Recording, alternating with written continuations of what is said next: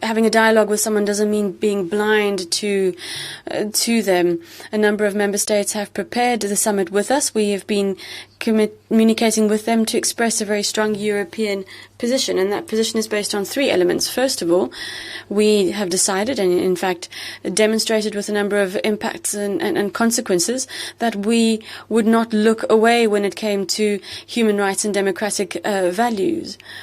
It's not the first time that the European institutions have had the opportunity to clearly indicate that we will continue to promote these values, and we've also strengthened our toolbox to consolidate our capacity to develop and defend human rights and democratic principles.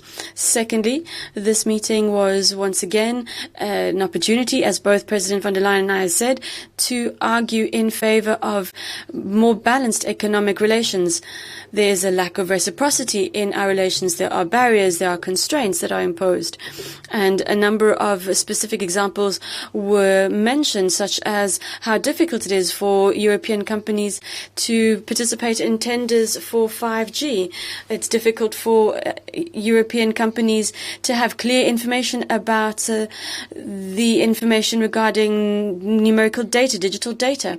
And third element, and that's where we see how coherent our united principle is in the EU, is our intention to talk about global issues. We're not blind to China. We need to work with China because they're a big actor on both the political and economic stage. If we're talking about climate change, and we are very determined to work on that in the EU, we need to talk with important economic actors. For safety, security and stability reasons, we also need to engage with such a partner.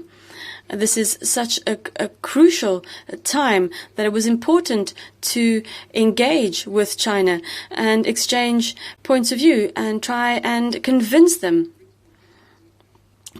of the need for a strategy to make sure that we're all respecting international law so that we can bring Russia back to negotiations in a much more sincere climate than what is happening at the moment.